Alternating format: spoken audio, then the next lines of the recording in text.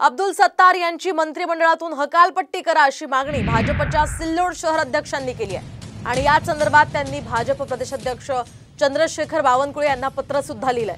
पक्षविरोधी काम आणि युती धर्म पाळला नसल्याचा आरोप यावेळी भाजप शहर अध्यक्ष कमलेश कटारिया यांनी सत्तारांवर केला आणि या संदर्भात आपण अधिक माहिती जाणून घेऊयात आमचे प्रतिनिधी डॉक्टर माधव सावरगावे यांच्याकडून। माधवजी, काय सांगाल? अब्दुल सत्तार यांची मंत्रिमंडळातून हकालपट्टी करण्याची मागणी होते, एकूणच याआधी सुद्धा त्यांच्यावर अनेक प्रकारचे आरोप झाले आणि आणखी यामध्ये भर पडली आहे। काय नेमका आरोप त्यांचा आहे?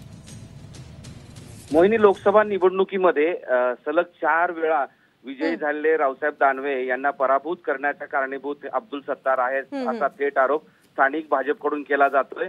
कारण सिल्लोड मतदारसंघामध्ये नेहमी मताधिक्य असायचं, यावेळेस ते मायनस मताधिक्य आहे, त्यामुळे तिथले सगळे भाजपचे कार्यकर्ते नेते संतापलेले आहेत। त्यांचं असं म्हणणं आहे की त्यांनी युती धर्म पाळला नाही, इतकंच नाही तर ते मंत्री असून सुद्धा भारतीय जनता पार्टीचे उमेदवार असल्या आणि युतीचा उमेदवार असल्या त्यांना मदत केली नाही आणि दुसरीकडे ते सरळ वेगवेगळे वक्तव्य करतात आणि ती सत्ताधारी विरोधात आहेत, सत्ताधाऱ्यांच्या विरोधात आहे, त्यामुळे मंत्रिमंडळातून त्यांची हकालपट्टी करावी असं आशयाचं एक पत्र त्यांनी भाजप प्रदेशाध्यक्षांना पाठवलेलं आहे।